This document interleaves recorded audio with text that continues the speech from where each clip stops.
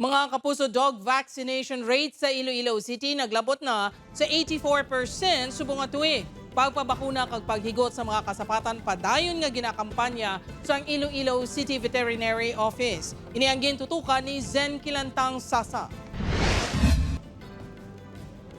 Sa 45,000 nga dog population sa Iloilo City, 84% diri ang bakunado o kung 38,236 ka mga ido ang natublukan sa anti-rabies vaccine subong nga tuig.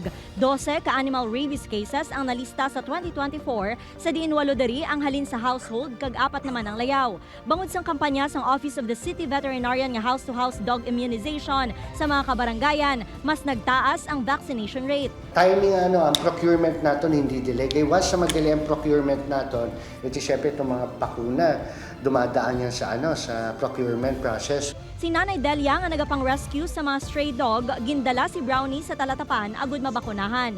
Ginasiguro sini nga bakunado ang tanan nga hinuptanan agud hindi makahalit sa iban. Gusto ko yang nga safe ang mga ido ko. Ti kay siya na lang ang wala na siya na lang ang wala na vaccinate. Ti ang iban to yan na vaccinate na. Target sang City Vet nga malabot ang 100% nga dog vaccination rate sa first quarter sang 2025.